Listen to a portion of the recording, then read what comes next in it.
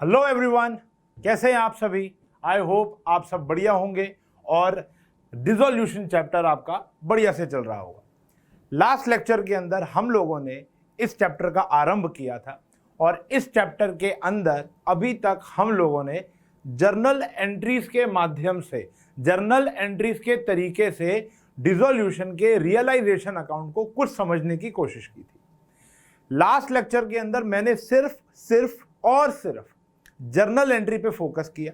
मैंने आपको बताया था, नहीं सुना तो आप पहले जाकर उस लेक्चर को देखो। और एक सबसे इंपॉर्टेंट पॉइंट यहां पर यह है कि इस बारी के एग्जाम पैटर्न पर, चाहे वो सीबीएसई ने दिया हो, चाहे वो स्कूल के प्री बोर्ड्स में आ रहा हो, यह देखा जा रहा है कि इस चैप्टर में से डिसोल्यूशन की जर्नल एंट्री पे फोकस ज्यादा है टीचर्स का या एग्जामिनर का। तो हम लोगों को यहां पर एक चीज का ध्यान रखना है कि हमारी जर्नल एंट्री सुपर स्ट्रांग होगी। तो आज इस लेक्चर 2 के अंदर भी मैं उशांग घई, आपका अकाउंट्स एडुकेटर, आपके लिए कुछ और जर्नल एंट्रीज लेकर आया हूं। आज हम कुछ और जर्नल एंट्रीज की प्रैक्टिस करेंगे। 2 क्वेश्चन जो अलग प्रकार के हैं उनको करने की कोशिश करेंगे। अगर अभी तक आपने लेक्चर नंबर 1 नहीं देखा है तो प्लीज जाइए और लेक्चर नंबर 1 को जरूर देखिए। ठीक है जी, आइए आज हम बढ़ने वाले हैं, जर्नल एंट्रीज को थोड़ा सा और देखते हैं। चलो, क्या लिखा है कि पास journal entries on the following cases. एक एक केस को ढंग से समझेंगे और काम करेंगे। पास journal entries on the following cases. तो क्या कह रहा है, a creditor of rupees 3,60,000 accepted machinery valued at 5 lakh and paid the firm 1,40,000।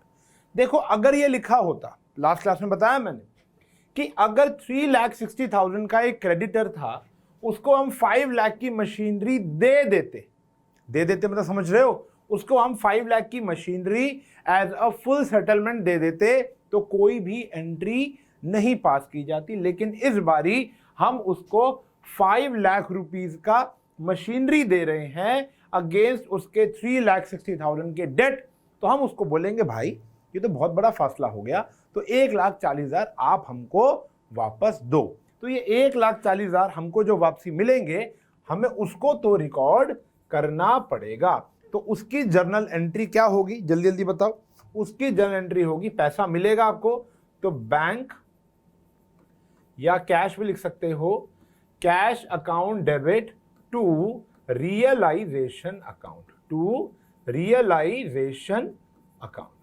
कितना अमाउंट आएगा बेटा, 1,40,000, 1,40,000। क्लियर हुई बात। चलें आगे देखो। अ सेकंड क्रेडिटर, एक और क्रेडिटर है 50,000 accepted stock of 45,000 in full settlement office claim. देखो फर्क क्या है, यहां पर क्रेडिटर से हमने 1,40,000 लिया था, यहां पर हमने उस क्रेडिटर से जिसको हमने 50,000 रुपए देने थे, हमने उसको 45,000 रुपीज देकर मामला रफा दफा कर दिया। तो ऐसे केस में कोई भी एंट्री पास नहीं की जाती। और ये बात आप मान के चलो कि हमें ऐसा लगता है कि एग्जाम में ये वाली एंट्री नहीं आएगी, जबकि ऐसा नहीं है।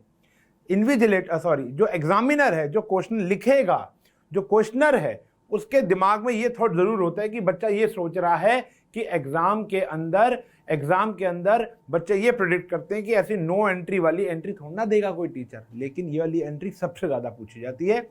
अगर वो 6 एंट्री आपसे पूछेगा, उसमें 1 एंट्री ऐसे आने के चांसेस जरूर होंगे। और वो कब होगी, जब एक क्रेडिटर को, एक लायबिलिटी को आप एक असेट दे दोगे।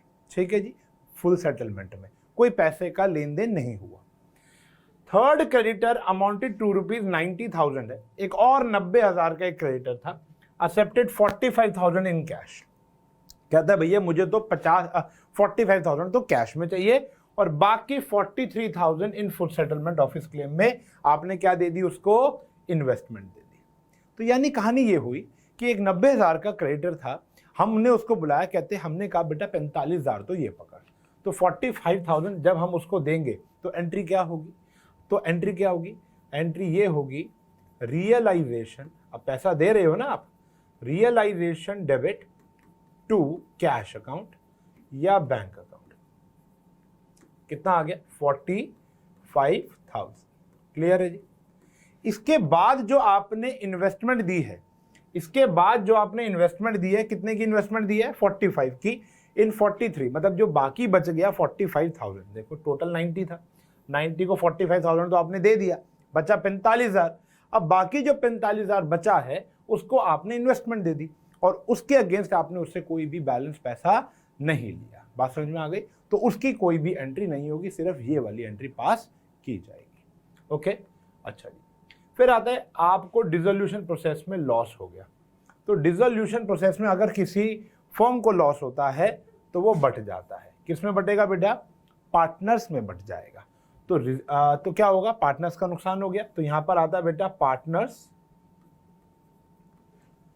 कैपिटल अकाउंट डेबिट, ढंग से देखेंगे, to realisation account, to realisation account. कितना अमाउंट आएगा बेटा? 15,000। और ये किस रेशियो में बढ़ जाएगा बेटा? ये किस रेशियो में बढ़ जाएगा? हमारा ओल्ड रेशियो में, मतलब जो रेशियो था इन ओल्ड रेशियो। यहाँ तो खैर न्यू रेशियो जैसी कोई भी चीज नहीं होती है। क्लियर है बात?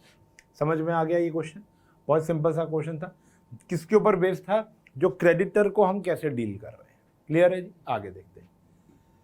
ऐसे ही एक और क्वेश्चन है बेटा, ढंग से देखेंगे। ये थोड़ा सा असेट के ऊपर बेस्ड है कि हम कैसे असेट को बेचेंगे। स्टॉक थे 2 लाख रुपए के। पी एक पार्टनर होगा, took over 50% of stock at a discount of 10%। तो 2 लाख का स्टॉक था, उसका 50% वैल्यू कितनी होगी बेटा? 1 लाख। 1 लाख को वो कितने परसेंट डिस्काउंट पे लेके जा रहा है? 10% डिस्काउंट पे टुक ओवर कर गया। तो 2 लाख का आधा किया तो 1 लाख आ गया बेटा। 2 लाख का आपने आधा किया तो कितना आ गया? 1 लाख। और इस 1 लाख में से अगर आप 10% डिस्काउंट माइनस करोगे तो आपको कितना अमाउंट मिलेगा? 90,000। तो पी कहीं ना कहीं 90,000 का एक असेट टुक ओवर कर गया। तो अगर आप इसकी एंट्री पास करना चाहो तो एंट्री क्या होगी? पीज कैपिटल अकाउंट डेबिट,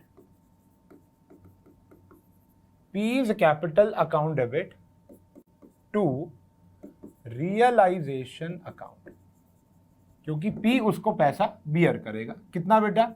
अभी मैंने कैलकुलेट करके दिखाया आपको, वो था अमाउंट 90,000। ठीक है जी। इसके बाद अगर हम देखेंगे, ध्यान से देखेंगे, remaining stock was sold at a profit of 25% on cost.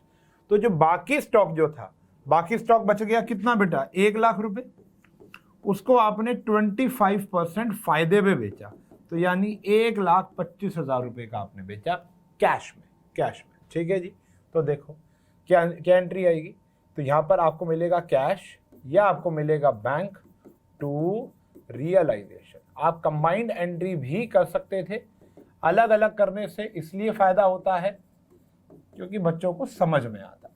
समझने के बाद आप इसकी कंबाइंड एंट्री भी कर सकते हो। क्लियर है? आगे बढ़े, चलो शाबाश। डेटर थे 2,25,000 रुपए के और उसका प्रोविजन था 25,000 रुपए का। देखो कुछ नहीं है, जब आपके पास बैलेंस शीट दी होगी तो आप उसे खाली करोगे। तो 2,25,000 रुपए के जो आपके डेटर होंगे विदाउट प्रोविजन, वो आपके कहाँ आ जाएंगे? Debit side of realisation. और 25,000 रुपए का जो प्रोविजन है वो आ जाएगा, सॉरी 25,000 का जो क्रेडिटर है वो कहाँ आ जाएगा आपका? 25,000 का जो ये प्रोविजन दिया हुआ है वो आपका क्रेडिट साइड आ जाएगा। ठीक है जी। इसका ना कोई काम नहीं होता, आपको बस इसको खत्म करना है रियलाइजेशन अकाउंट में। ना ये बिकता है, ना इससे पैसे आएगा, कुछ नहीं आएगा। आपको फोकस करना है इस अमाउंट पे। तो 2,25,000 के डेटर थे, जिसमें से 20,000 रुपए के तो क्या हो गए? प्रूव्ड बैड, ये तो खराब हो गए। तो आपको मिला पैसा कितना होगा? 2,25,000 में से 20 तो खत्म, तो 2,05,000 मिला आपको। तो एंट्री क्या होगी? कैश या bank account debit to realisation account. कितना अमाउंट आ गया बेटा? 2,05,000, 2,05,000। बात समझ में आ गई? क्लियर है? सॉर्टेड? आगे बढ़े, चले। देखो लैंड एंड बिल्डिंग थी बेटा कितने की? 12,50,000 रुपए की। आपने उसको 15 लाख की बेच दी थ्रू अ ब्रोकर। एक ब्रोकर, एक दलाल बीच में रख लिया, कहता 2% कमीशन लूंगा। तो वो 2% कमीशन 15 लाख पे चार्ज करेगा। तो 15 लाख का 2%, 15 लाख का 2% होता है बेटा 30,000 रुपए। तो वो कहेगा 30,000 तो मैं कमीशन चार्ज करूंगा, तो वो आपको कमीशन काट के तो आपके हाथ में पैसे रखेगा। तो 14,70,000 रुपये आपको मिलने वाला है। तो एंट्री हो गई कैश या बैंक, जनरली बैंक होगी क्योंकि लिखा भी हुआ है bank. To realisation, exact amount लिखेंगे बेटा यहाँ पर कितने, 14,70,000, वरना आप अलग अलग एंट्री भी कर सकते हो। पहले आप कैश टू रियलाइजेशन या बैंक टू रियलाइजेशन उससे पैसे ले लो 15 लाख, फिर उसको जब आप पैसे दोगे तो उल्टी एंट्री रियलाइजेशन टू कैश 30,000। कोई फायदा नहीं है, मैं तो ये मान के चल रहा हूं कि वो आपको पैसे काट कर ही वापसी करेगा। गॉट इट है जी, चले आगे। चलो भाई, फिर कह रहे हैं मशीनरी बुक वैल्यू दे रखी है 6 लाख रुपए, was handed over to a creditor at a discount of 10%। Simple सी बात है, देखो मशीनरी थी 6 लाख रुपए की, आपने किसी क्रेडिटर को दे दी एट अ डिस्काउंट ऑफ 10%, तो मतलब क्या हो गया भैया, 5,40,000 रुपए का हमारा क्रेडिटर खत्म हो गया।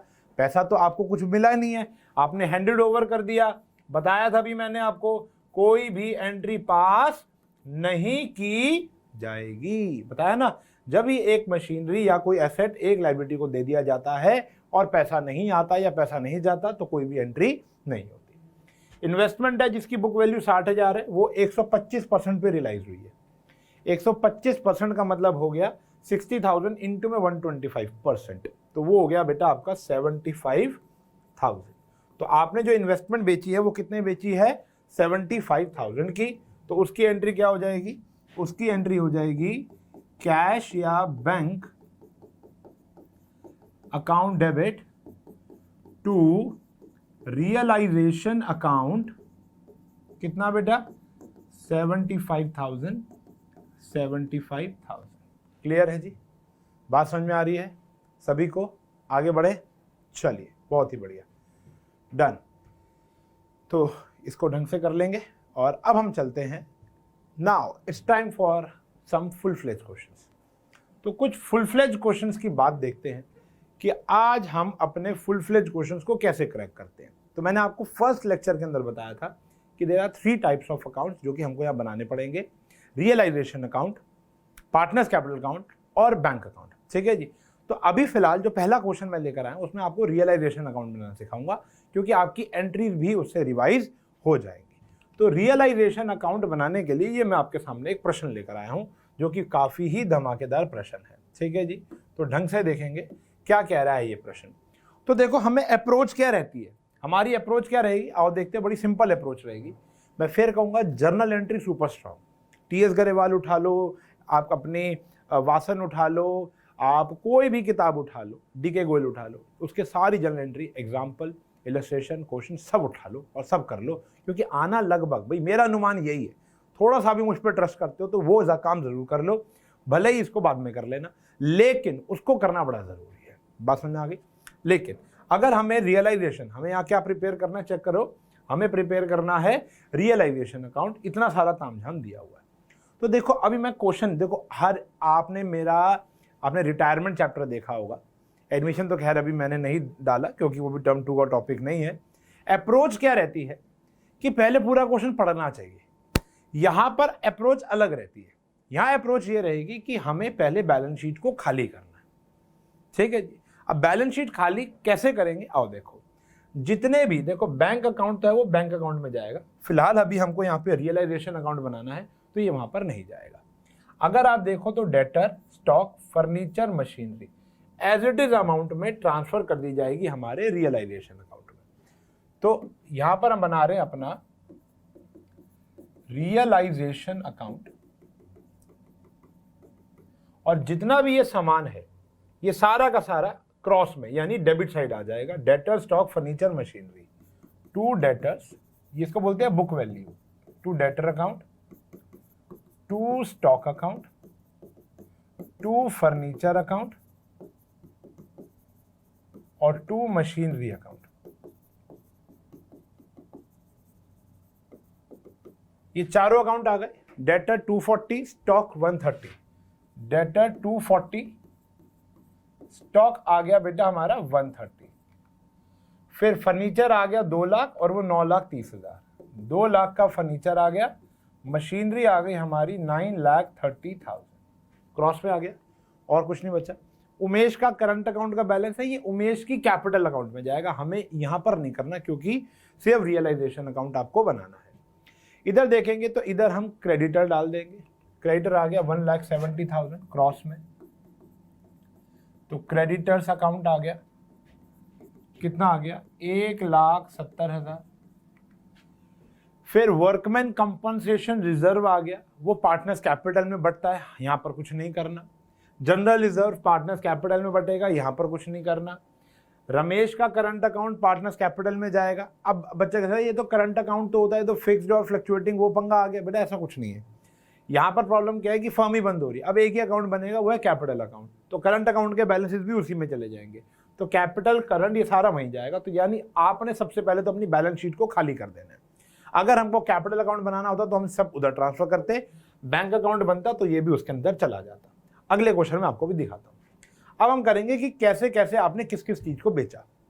देखो रमेश ने 50% of the stock 10,000 less than the book value ले गया, समझेंगे। तो 50% ऑफ द स्टॉक कितना था, देखो स्टॉक था हमारा 1,30,000 रुपए का, उसका आधा करोगे 65, उसमें से भी वो कह रहा है 10,000 कम कर लो तो मैं इस स्टॉक को ले जाता हूँ। हमने कहा ठीक है। अब रमेश हमारा स्टॉक ले गया, तो रमेश लेकर जाएगा, तो यहाँ पर आ गया बाय, हम उससे लेंगे ना, एंट्री याद होगी आपको, रमेश कैपिटल अकाउंट, कितना पैसा लेंगे हम उससे 65 का आधा कर देंगे, तो ये आ गया 55,000। 1,30,000 का आधा किया 65, उसमें 10,000 कम कर दिया तो 55,000। कैलकुलेशन समझ में आ गई कैसे, 1,30,000 का आधा कर दिया, उसमें से 10,000 आपने क्या कर दिया माइनस, तो ये आ गया 55,000। और बाकी बचा हुआ जो स्टॉक है वो आपने 15,000 के लॉस में बेच दिया, 15,000 के लॉस में। बाकी बचा हुआ स्टॉक कितना था बेटा 65,000 का, वो आपने 15,000 के लॉस में बेच दिया, यानी कितने बेचा होगा बेटा आपने 50,000 का, 50,000 रुपए का बेच दिया। तो यहां पर वो तो कैश में बिका होगा, तो यहां पर कैश आ जाएगा, ब्रैकेट में आप स्टॉक लिखोगे कि ताकि बाद में याद रहे कि ये कितने में गया है। ठीक है जी, बात समझ में आ गई, क्लियर है। कुछ स्टॉक रमेश ले गया और कुछ स्टॉक कौन ले गया, बाहर बेच दिया। अगली entry, debtor were realised at a discount of 5%। Debtor थे कितने के 2,40,000, 2,40,000 में से 5% यानी 12,000 रुपये आप माइनस कर दो, कितना आ गया 2,28,000, तो वो बिक गए हमारे, कैश आ गया। ब्रैकेट में क्या लिख देते हैं हम, डेटर अकाउंट।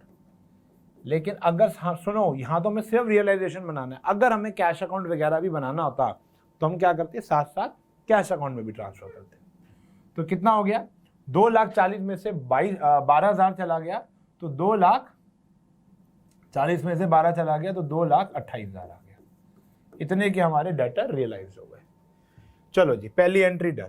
फर्नीचर उमेश ले गया 50,000 रुपए की, और मशीनरी 4.5 लाख की आपने बेच दी। फर्नीचर उमेश ले गया 50,000 रुपए का, तो यहां आ जाएगा by Umesh capital account, bracket में क्या ले गया बेटा वो, फर्नीचर,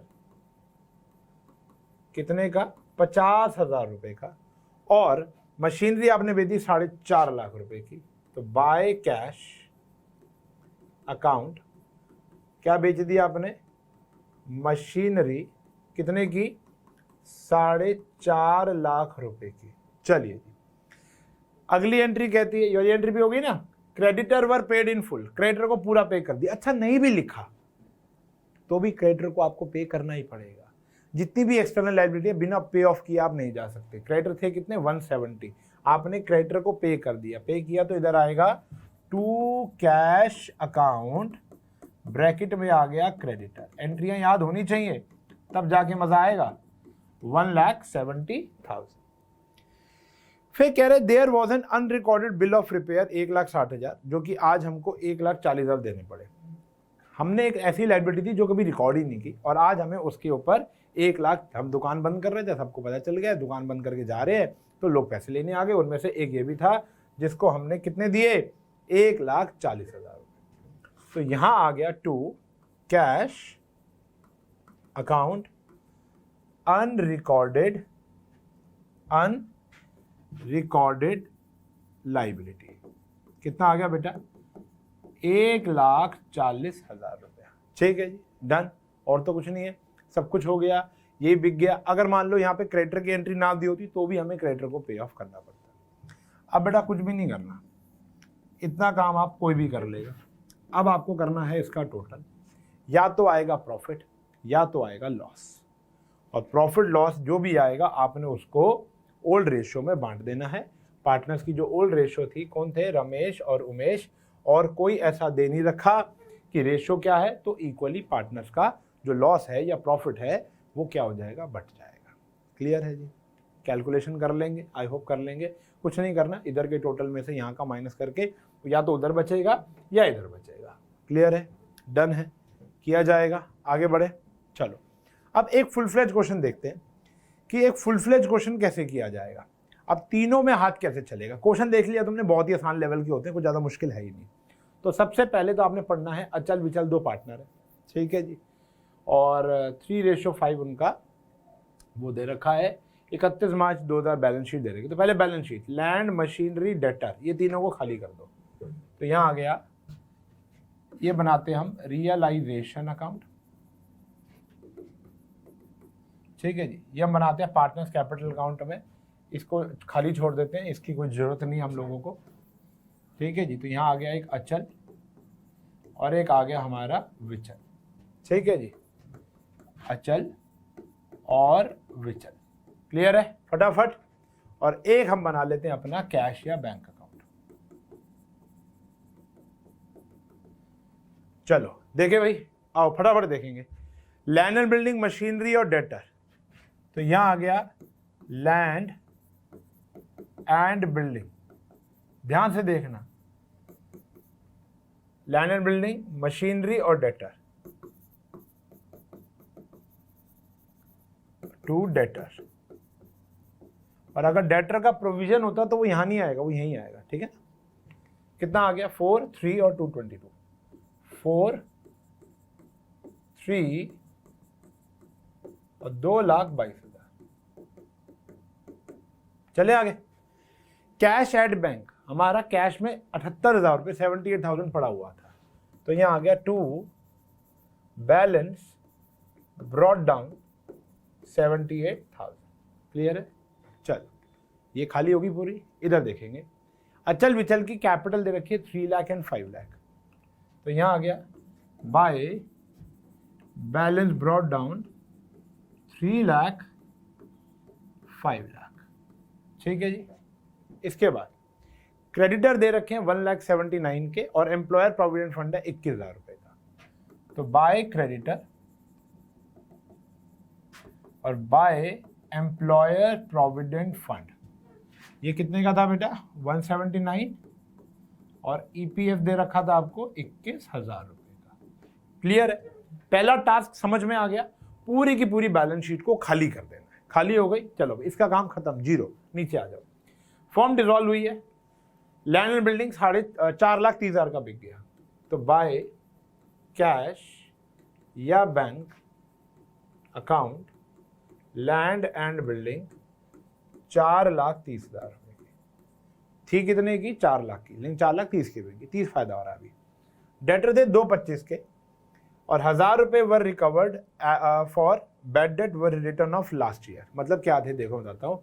2,25,000 रुपये के डेटर हमने रिकवर किए ब्याज मिलाकर, और 1,000 रुपये were recovered for bad debt written off last year. तो 2,26,000 मिले। 2,25,000 तो इस साल के थे, और एक पिछले साल बैड डेट हुआ होगा, वो आज हमको रिकवर हो गया। तो यहाँ पर आ गया बाय, आप इकट्ठे भी कर सकते हो, अलग अलग इसलिए किया जाता है, अभी दिखाता हूँ क्यों किया जाता है। कैश एंड बैंक, यहाँ पर क्या आ गया, डेटर। तो कितना मिला, अब देखो 2,26,000। इसको दोनों जगह लिखना है, ये दोनों एंट्रियों को यहाँ तो लिखना ही है, आपने इधर भी लिखना है कैश एंड बैंक। यहाँ पर क्या क्या किया देखो, यहाँ लिखेंगे हम रियलाइजेशन लैंड एंड बिल्डिंग 4,30,000।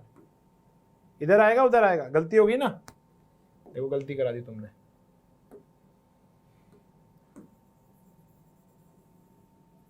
ये इधर आएगा ना, डेबिट साइड, देखो क्योंकि पैसा तो आ रहा है, खुशी की बात है। तो to realisation land and building 4,30,000 और टू रियलाइजेशन, ब्रैकेट में लिख दिया हमने डेटर 2 लाख, कितना आया था डेटर 2,26,000, 2,26,000, ये आ गया कैश बैंक के डेबिट साइड। क्लियर है जी? तो दोनों साइड एंट्रियां करते रहो, कोई दिक्कत नहीं, इकट्ठे भी कर सकते हो। फिर ये आया अनरिकॉर्डेड इन्वेस्टमेंट थी जो कि आपने 25,000 की भेज दी, तो आपको तो पैसा मिला होगा, इधर आएगा इधर आएगा इधर आएगा, बाय कैश, ब्रैकेट में लिख देते हैं हम इन्वेस्टमेंट। कितने मिले होंगे बेटा आपको? 25,000, और जो मिले होंगे वो भी यहाँ पर लिख दो आप। टू रियलाइजेशन, क्या बेचा आपने? इन्वेस्टमेंट। कितने की बेटा बेची आपने? 25,000। क्लियर है जी? आगे बढ़े। कह रहे हैं Vishal took over machinery 2,40,000 for cash. अगर ये कैश नहीं लिखा होता तो विचल के अकाउंट में जाता, अभी फिलहाल तो उसने मशीनरी ले गया, तो यहाँ पर तो हम कैश ही लिखेंगे, क्योंकि कोई भी ले, चाहे वो पार्टनर ले चाहे वो बाहर का बंदा ले, हमें तो कैश मिल रहा है। कैश नहीं मिल रहा होता तो पार्टनर का नाम आ जाता, 2,80,000, और यहाँ पर आ जाएगा टू रियलाइजेशन, ब्रैकेट में मशीनरी, कितने की बिक्री है? 2,80,000। ठीक है जी, बात समझ में आ गई। 50% of the creditor were paid 4,000 less in full settlement. जो क्रेडिटर थे, कितने के क्रेडिटर थे? 179, उसके आधे को तो हमने 4,000 कम दिया और बाकियों को हमने पूरा दिया। तो कॉमन सेंस ये कहते हैं कि हमने ओवरऑल में से 4,000 ही तो कम दिए हैं। भाई वो कह रहे हैं कि इसके 2 टुकड़े कर लो, उसका जो आधा आएगा ना, जो इसका हाफ वाला आएगा, उसमें से 4,000 आपने कम दिए और इसको आपने पूरा दिए, तो ओवरऑल इसमें से तो 4,000 कम दिए, तो आप क्रेडिटर को पे कर दो। तो टू कैश, ब्रैकेट में क्रेडिटर 179 के थे ना, तो आपने 4,000 कम यानी 175 पे कर दिया है, और ये हमारे यहां पर भी आ जाएगा। बाय रियलाइजेशन क्या गया? क्रेडिटर कितना गया? 175,000। बात समझ में आ रही है? पक्का आ रही होगी, आई होप आ रही होगी। ठीक है जी, आगे बढ़ रहे हैं। और क्या कह रहा है? अच्छा जी, खत्म। लेकिन अभी भी एक लायबिलिटी हमारी 21,000 रुपए की बची हुई है। जितनी भी लायबिलिटी बची होगी आपको उसको पे ऑफ करना ही पड़ेगा, वरना ताला नहीं लगने देंगे। तो यहां पर क्या आया? यहां पर क्या आ गया? समझने वाली बात है। यहां पर आ गया to cash employer provident fund, आपको 21,000 रुपये पे करना पड़ेगा। तो यहां पर आ गया बाय रियलाइजेशन, क्या आया? Employer provident fund 21,000। ठीक है जी, बात समझ में आ गई। अब हम करेंगे इसका टोटल। ठीक है जी, अब हम करने वाले हैं इसका टोटल, और टोटल जब हम करेंगे ध्यान से देखेंगे कैसे होगा। आओ जी, पहले इस साइड का टोटल करेंगे। 1,79,000 plus 21,000 plus 430 plus 226 plus 25,000 plus 2,80,000, यह आ गया 11,61,000 रुपये। कितना आ गया बेटा? 11,61,000। यहां लिख लेते हैं। ठीक है जी, अब इधर का टोटल देखेंगे तो कितना आ गया? 7 और 9,22,000 एंड 175 प्लस 21,000 प्लस 21,000। ठीक है जी, तो ये आ गया 11,18,000। तो प्रॉफिट आ गया, देखो 11,61,000 ये है, समझेंगे 11,61,000 ये है, और यहां पर आ जाएगा टू प्रॉफिट ट्रांसफर टू अचल और विचल। तो कितना है बेटा? इसको हम 11,61,000 में से माइनस कर देते हैं, तो आ गया 43,000। कितना आ गया? 43,000। क्लियर है जी? अब ये जो 43,000 है, देखो किस रेशियो में बढ़ जाएगा? 3:5 में, तो कहीं ना कहीं पॉइंट में आएगा। तो इसको हम डिवाइड बाय 8 कर देते हैं और इनटू में 3 कर देते हैं, तो 16 पॉइंट में तो नहीं आ रहा है, और इनटू में 5 कर देते हैं तो 26,875 आ गया। क्लियर है जी? इतनी बात समझ में आ गई। इसके बाद अगर हम ये वाला प्रॉफिट इधर ट्रांसफर करें बाय रियलाइजेशन, तो वो क्या होगा? ये था 26,875 और वो कितना था बेटा, वो था 16125, 16125, ये आ गया और कुछ भी नहीं था।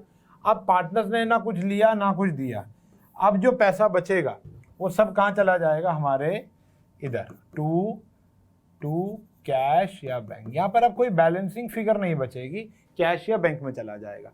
कितना आएगा बेटा, ये आएगा 316125 और 526875, यहाँ लिख लेंगे, कुछ है ही नहीं, मजाक सी चीज़ है। फिर जो हमने पार्टनर्स को पैसा दिया, यहाँ लिखेंगे अचल्स कैपिटल और यहाँ लिखेंगे बाय विचल्स कैपिटल। कितना आया, यहाँ पर आया 316125 और एक ही आया 526875, 526875। ये सारी ट्रांजैक्शंस करने के बाद अगर हमारी बैंक अकाउंट मैच कर गया तो समझ लो जिंदा हो तुम। 78,000, 4,30,000, 2,26,000, 25,000 एंड 2,80,000, यह आ गया इतना अमाउंट। चेक करते हैं वो भी इतना है कि नहीं है, चेक करते हैं। 1,75,000 माइनस 21,000 माइनस 316125 और 526875, बिल्कुल सही अमाउंट आ गया। 10,39,000 से हमारा बैंक अकाउंट मैच कर गया। ठीक है जी, बात समझ में आ गई है, पक्के से समझ में आया, आगे बढ़ सकते हैं हम। ये क्वेश्चन क्लियर हुआ कि कैसे आपने बैंक अकाउंट, पहले तो आपको बैलेंस शीट को खाली करना है, फिर आपको क्या करना है, अपना पार्टनर्स कैपिटल अकाउंट साथ साथ बनाना है। देखो यहाँ पर सारी की सारी चीज़ें हमने मार्केट में बेची हैं, ये देख लो। अगर इनमें से कोई भी एक चीज़ पार्टनर लेके जाता, वैसे वो लेकर गया था मशीनरी, लेकिन उसके भी उसने पैसे दे दिए। मान लो अगर वो पैसे ना देता, यहाँ लिखता अचल, मान लो यहाँ के लिखता अचल, तो हम अचल के साथ साथ यहाँ तो आता ही और वो इधर भी आ जाता। क्लियर है, उसके बाद वो हमारी चीज़ एडजस्ट हो जाती। आगे बात समझ में आ गई, आगे बढ़े पक्के से।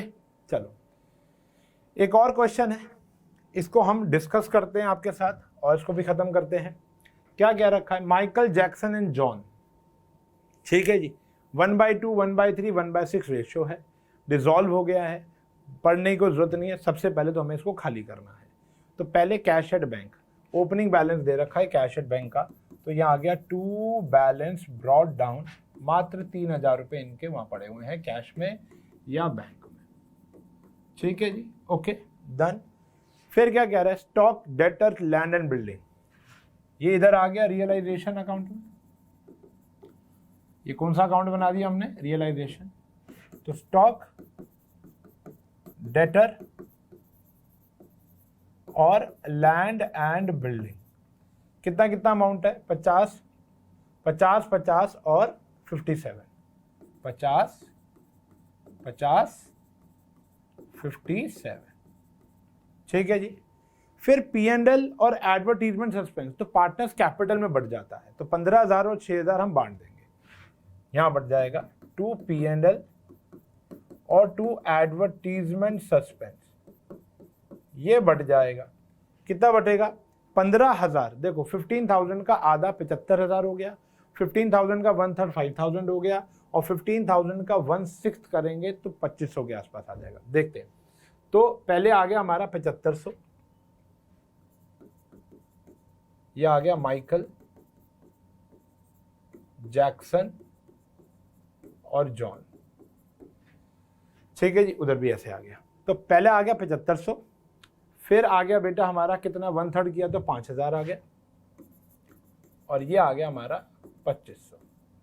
ठीक है जी, डन है। ऐसे ही हमने क्या किया, 6,000 को भी डिवाइड किया, 6,000 का आधा हो गया 3,000, बांट दो ना, 3,000, 1/3 करेंगे तो 2,000 और 1/6 करेंगे तो 1,000। 3:1 ही तो रेशो है। ठीक है जी, तुम्हारा ये वाला पोर्शन पूरा खाली हो गया, एडवर्टीजमेंट सस्पेंस P&L भी गया। क्रेडिटर को आप 40,000 रुपये दोगे। ठीक है जी, तो यहाँ पर आ गया बाय क्रेडिटर, अभी बुक वैल्यू है, कितने देने हैं पता चल जाएगा। कितना आ गया बेटा, 40,000। क्लियर है। लोन बाय माइकल, अब ये माइकल जो पार्टनर है, ये तो हमारी कौन सी लायबिलिटी है, इंटरनल लायबिलिटी है। अब कान खोल के सुनने की बात बताता हूँ, अगर ये इंटरनल लायबिलिटी है, ये तो रियलाइजेशन में नहीं जाएगी। लेकिन अगर इसके बारे में कोई बात कर रखी है तो आपको सुननी पड़ेगी। देखो, कोई भी बात यहाँ पर अगर आपने की हुई हो, ध्यान से देखो, ध्यान से देखो, कोई भी बात यहाँ पर अगर आपने रियलाइजेशन में इस पार्टनर को लेकर की हो, it was taken by the, ठीक है, तो यहाँ पर माइकल के लोन के बारे में कुछ नहीं है, तो ये सीधा सीधा क्या, दो ऑप्शन है, या तो आप माइकल का लोन यहाँ पर लिख दो, या माइकल का लोन आप सीधा कैश में लिख दो। हम क्या करते हैं, यहाँ पर लिखते हैं बाय माइकल्स लोन अकाउंट। कितना अमाउंट है लोन का बेटा, उसका लोन का अमाउंट है 10,000, तो माइकल के खाते में आ जाएगा 10,000, क्योंकि हम उसको पे करेंगे। ठीक है जी, बात समझ में आ गई। फिर कह रहे हैं वर्कमैन कंपनसेशन रिजर्व 21,000 है, तो यहाँ पर आ जाएगा बाय वर्कमैन कंपनसेशन रिजर्व 21,000, तो आधा करेंगे तो कितना हो गया 10,500, 1/3 करेंगे तो कितना हो गया 7,000। ठीक है जी, और 1/6 करेंगे तो कितना हो गया हमारा ये 3,500। यस, ठीक है जी, कितना आ गया जी 3,500, तो भी बट गया। फिर कैपिटल आ गई तीनों की, कितनी है बेटा 60 40 10, यहाँ आ गया बाय बैलेंस ब्रॉट डाउन 60 40 और 10। ठीक है जी, ये होगी हमारी बैलेंस शीट को बिल्कुल खाली। अब आपने कुछ नहीं करना, एडजस्टमेंट समझ लेनी है और घर बैठ के टोटलिंग कर लेनी है। लैंड एंड बिल्डिंग 40,000 का बेच दिया, तो by cash land and building कितने में बिक गया बेटा 40 में, इधर भी आ जाएगा और इधर भी आ जाएगा। By realisation land and building, दोनों जगह हाथ चलना चाहिए, ध्यान रखना, 40,000। ओके, फिर क्या कह रहा है, the stock and the debtor, अच्छा एक एंट्री रहेगी, मैं कर देता हूँ अभी। Stock and the debtor realise 30,000 and 42,000, तो कैश पहले लिख देते हैं स्टॉक, फिर कैश, फिर क्या लिख देते हैं डेटर। कितने कितने में गया है, स्टॉक गया 30 में और डेटर गया 42 में, 30 एंड 42, तो ये इधर भी आएगा बेटा बाय रियलाइजेशन स्टॉक कितना आ गया 30, और बाय रियलाइजेशन डेटर कितना आ गया 42। ठीक है जी, बात समझ में आ गई। इसके आगे ये वाली एडजस्टमेंट रह गई थी, कह रहे एक लाइबिलिटी थी under a suit of damage, मतलब एक कंटिंजेंट लाइबिलिटी थी 20,000 रुपए की as against 5,000 provided in the books. देखो 5,000 आपने बुक्स में प्रोवाइड किए हुए थे, आज आपने उसको कितना दिया है बेटा 20,000 रुपये में। ठीक है जी, तो कंटिंजेंट लाइबिलिटी थी इतने की, तो देखो आप उसको पे कितना कर रहे हो, 15 ही तो पे कर रहे हो एक्स्ट्रा, 5 तो आपकी बुक्स में थे ही। या तो आप 5 यहाँ लिखो, जैसे क्रेडिटर यहाँ लिखा हुआ है फिर पे करेंगे, या तो 5 यहाँ लिख कर कितना पे करो आप 20, या आप सीधा क्या लिख दो 15, लेकिन कैश के अकाउंट में से कितना जाएगा 20, क्योंकि आपने कितना दिया है 20। तो यहाँ पर पहले आप चाहो तो लिख सकते हो, यहाँ पर लिख सकते हो डैमेजेस, पहले लिख दो डैमेजेस क्लेम, कितना बेटा था हमारे हिसाब से 5,000, लेकिन आपने टू कैश जो क्लेम आपने पे किया है वो कितना पे किया है बेटा 20,000, तो इफेक्ट वही आएगा। और यहाँ पर भी ओए होए ये सारी चीज़ें गलत होगी, देखो तुम्हारे ना यार ये सारी चीज़ें गलत हो गई,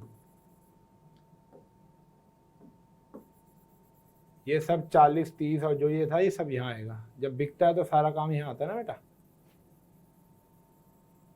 ठीक है जी, तो पहले ये लिख देते हैं, क्या क्या था लैंड एंड बिल्डिंग स्टॉक और डेटर, तो ये आया to realisation land and building stock और डेटर,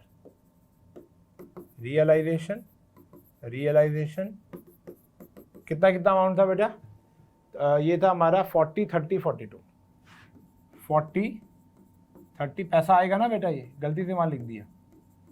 और जब आप पे करोगे अपना किसको डैमेजेस को, तो वो कहाँ आ जाएगा, वो इधर आ जाएगा। कितना डैमेजेस पे करेंगे हम लोग, हमने पे किया है अपनी जेब से 20,000।